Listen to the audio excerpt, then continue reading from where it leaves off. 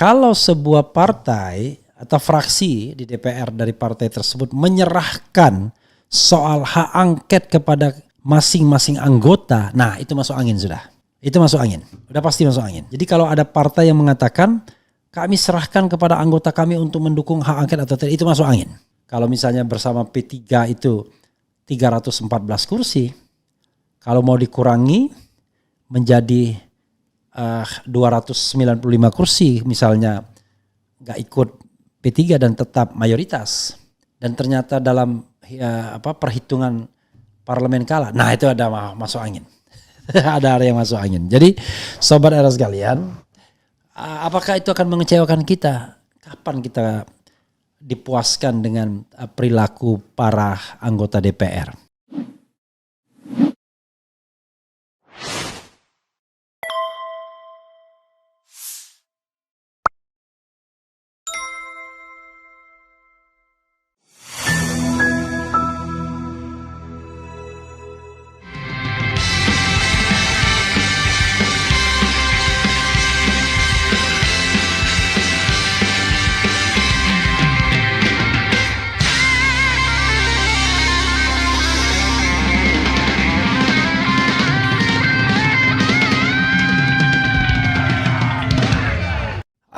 Assalamualaikum warahmatullahi wabarakatuh.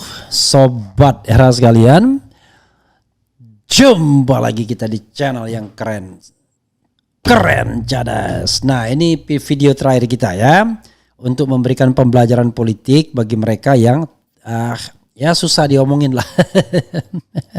Jadi mereka melihat angka-angka itu terlalu jauh. Padahal kalau kita bilang semua sudah di template, itu nggak ada gunanya. 70% pun bisa ya, menang 90% pun bisa, tapi kan nggak penting menang yang terlalu mencolok. Intinya menang lah 50-an%, tapi agak jauh sedikit biar tidak berkurang, kan begitu. Kita bacakan ini ya, dan coba kita bacakan mengenai ini, ada pengamat politik soal operasi senyap ini ya. Pengamat .2, Jokowi tak tinggal diam soal hak angket, ada operasi senyap untuk mengkacau balau 01 dan 03 ya. Nauzubillah min zalik, menurut pengamat ya. Tribunvideo.com, pengamat politik menilai bahwa Presiden Jokowi tak akan tinggal diam soal hak angket. Disebutkan oleh pengamat tersebut bahwa akan ada operasi senyap untuk memporak-porandakan koalisi 01 dan 03. Dikutip dari Tribun News pada 7 Maret, kabar itu disampaikan oleh pengamat politik sekaligus Direktur Monitoring Komite Independen Pemantau Pemilu KEPP Indonesia Jojo Rohi beberapa waktu lalu. Ia menyebut bahwa sudah terprediksi soal tidak kompaknya partai politik pendukung Anies Caimin dan Ganjar Mahfud terkait hak angket di DPR. Soal hak angket memang sudah diprediksi akan tidak solid, terutama parpol dari koalisi 01 dan 03, kata Jojo. Selain itu, Jojo menilai bahwa Presiden Jokowi tak akan tinggal diam soal hak angket tersebut. Menurut Jojo, pasti ada operasi senyap yang sudah dilakukan. Disebutkannya bahwa operasi senyap itu dilakukan untuk memporak-porandakan koalisi 01 dan 03. Terutama parpol yang berada di posisi margin threshold parlemennya masih belum aman. Operasi senyap pasti sudah dilakukan untuk memporak-porandakan koalisi 01 dan 03. Terutama parpol yang berada di posisi margin threshold parlemennya masih belum aman, sambungnya. Selain ambang batas parlemen, Jojo mengatakan bahwa soal tawaran posisi menteri dan kabinet sedikit banyak juga menggoyahkan iman dari para elit pengambil keputusan. Dan jangan lupa, proses hak angket juga akan menguras energi politik sehingga ada kecenderungan untuk menghindar, karena parpol juga masih harus menyiapkan stamina untuk bertarung di pilkada dalam waktu dekat. Itulah mengapa hak angket tidak bergemuruh seperti yang diharapkan, ucapnya. Ya, sobat RH sekalian, itu ya yang dikatakan pengamat politik Jojo Rohi. Dan apakah benar sinyalemen ini? Ada dua sinyalemennya ya. Satu, operasi senyap, dan yang kedua adalah apakah para politisi itu terpengaruh dengan operasi senyap. Saya katakan bisa saja iya semuanya. Makanya saya tidak pernah kecewa dengan perilaku politikus ya, karena mereka orang yang pragmatis ya. Satu, ada operasi senyap? Saya yakin itu ada. Dan itu watak dari istana memang begitu. Pasti mereka akan melakukan politik intimidasi, politik sandera, politik persuasi untuk menggagalkan hak angket ini. Oke? Dan partai-partai ya seperti Demokrat ya sudah dikasih gratifikasi sehingga pasti akan menolak hak angket. Padahal 9 tahun mereka beroposisi. Oke, satu. Nah yang kedua Sobat Era sekalian, apakah akan berpengaruh kepada soliditas partai itu? Saya mengatakan begini indikatornya. Kalau sebuah partai atau fraksi di DPR dari partai tersebut menyerahkan soal hak angket kepada masing-masing anggota, nah itu masuk angin sudah. Itu masuk angin. Udah pasti masuk angin. Jadi kalau ada partai yang mengatakan kami serahkan kepada anggota kami untuk mendukung hak angket atau tidak, itu masuk angin. Karena garis partai itu jelas. Kalau ketua umumnya mengatakan dukung hak angket, maka PDIP akan tanda tangan 128. Kalau kemudian Balelu, itu bisa kena masalah. Kalau Surya Paloh bilang dukung hak angket, 59 anggota Nasdem akan dukung. Tapi kalau ada yang tidak, itu masuk angin namanya. Kalau misalnya tidak ada ini. Demikian juga PKB dengan 58 kursinya dan PKS dengan 50 kursinya. Dan bisa jadi walaupun di atas kertas koalisi 01 dan 03 mayoritas ya. Kalau misalnya bersama P3 itu 314 kursi. Kalau mau dikurangi menjadi 295 kursi misalnya nggak ikut P3 dan tetap mayoritas dan ternyata dalam perhitungan parlemen kalah, nah itu ada masuk angin. ada yang masuk angin. Jadi Sobat Era sekalian, apakah itu akan mengecewakan kita? Kapan kita dipuaskan dengan perilaku para anggota DPR? Ya, mereka menggolkan undang-undang Minerba yang seharusnya tambang-tambang yang dikuasai swasta itu kembali ke negara. Dan negara akan mendapatkan keuntungan luar biasa. Muncul undang-undang Minerba. Dan undang-undang lainnya termasuk undang-undang KPK, Omnibus Law dan lain sebagainya. Jadi biasa dikecewakan oleh para anggota DPR dari partai manapun. Dari partai manapun. Tetapi sekali lagi yang ingin kita katakan adalah berjuang itu memang tidak ada jaminan akan berhasil. Kalau berhasil itu namanya bukan berjuang, itu namanya makan pagi, makan sore, makan malam, atau makan siang. Ya, berjuang itu ya bisa saja belum berhasil saat ini, tapi the next kita akan berhasil. Itu pun satu berhasil ada muncul tantangan yang lain. Biasa. Jadi no regret, tidak perlu dikecewakan, tidak perlu kecewa. Ya, karena begitulah memang watak para politisi. Sehingga kita tandai sama-sama. Kalau partai itu tidak firm, memerintahkan, tidak ada perintah langsung dari ketua umumnya atau dari ketua fraksinya, masuk angin itu partai. Ya, dia hanya sekedar lip service saja ke masyarakat. Karena konon ya satu orang itu bisa miliaran dibeli. Ada yang bilang 10 miliar misalnya, tapi I don't know exactly ya. Karena ada yang bilang 20 miliar itu katakanlah anggap saja gosip yang belum tentu salah. Belum tentu salah gosipnya kan. Karena cost recovery dan yang paling berbahaya adalah anggota DPR yang sudah tidak terpilih kembali. Dia menjadi pemain bebas. Toh mau dipecat juga tinggal 6 bulan lagi. Itu yang paling berbahaya ya. Sobat Era sekalian, itu yang harus kita pahamkan atau kita pahami ya. Oke, coba kita lihat ya. Operasi Siluman, operasi SMK.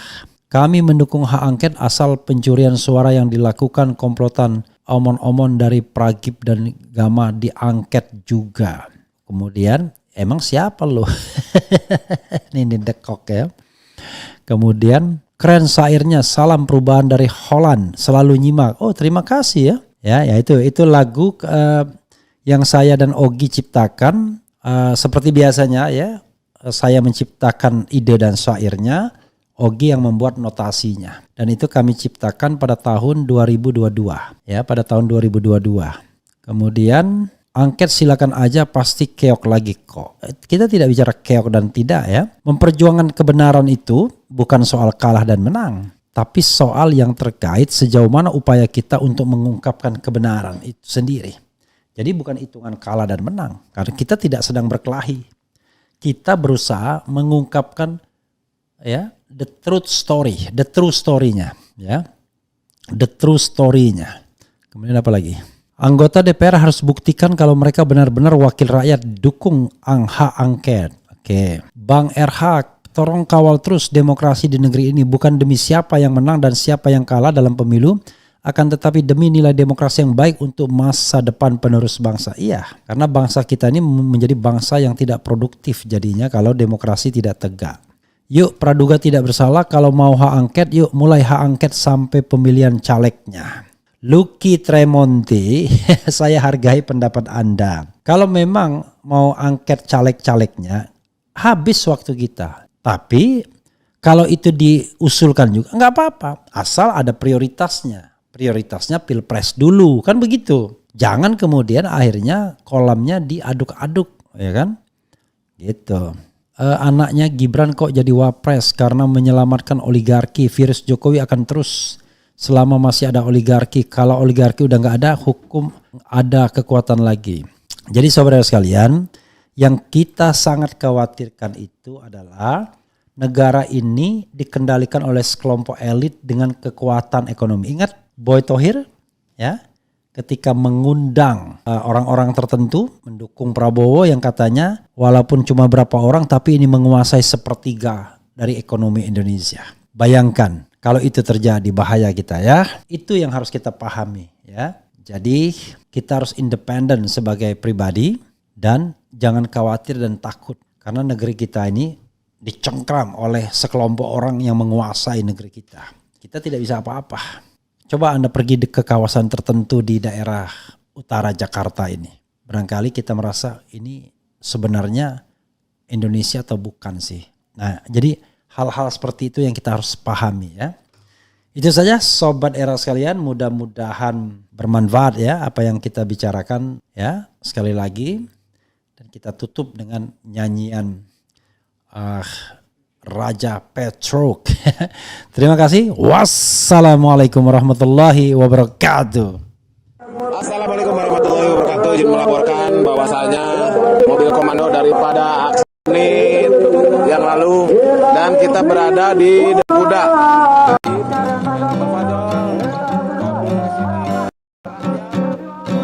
Ini cerita tentang Raja Petruk berkhotbah di depan rakyat yang mulai batuk. Orasi tak cerdas malah bikin ngantuk. Lebih baik bayangkan kue getuk. Harga-harga menjulang ke angkasa. BBM pun melesat ke udara. Wajah-wajah cerah jadi kusam semua. Mereka mulai putus asa. Tapi ada yang pura-pura bahagia, dipimpin Raja Petruk yang banyak bohongnya. Lo kok bisa begitu? Usut punya usut, mereka dapat itu. Apa itu? Bulus tentu. Jutaan rakyat geruduk istana, protes ke pemilik singgasana.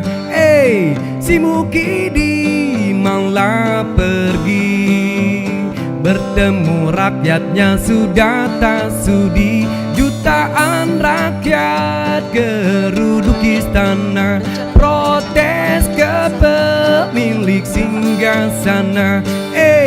Si Mukidi malah pergi, bertemu rakyatnya sudah tak sudi. Lewat pintu belakang dia lari. Dasar Mukidi. Hayo, hayo, hayo, hayo, hayo, hayo, hayo, hayo. Ini cerita tentang Raja Petruk berkhotbah di depan rakyat yang mulai batuk. Orasi tak cerdas malah bikin ngantuk. Lebih baik bayangkan kue getuk. Harga-harga menjulang ke angkasa, BBM pun melesat ke udara. Wajah-wajah cerah jadi kusam semua. Mereka mulai putus asa, tapi ada yang pura-pura bahagia, dipimpin Raja Petro yang banyak bohongnya. Lo kok bisa begitu? Usut punya usut, mereka dapat itu. Apa itu? Pulus tentu. Jutaan rakyat geruduk istana, protes ke pemilik singgasana. Si Mukidi maulah pergi, bertemu rakyatnya sudah tak sudi. Jutaan rakyat geruduk istana, protes ke pemilik singgasana. Si Mukidi maulah pergi, bertemu rakyatnya sudah tak sudi. Lewat pintu belakang dia lari. Dasar Mukidi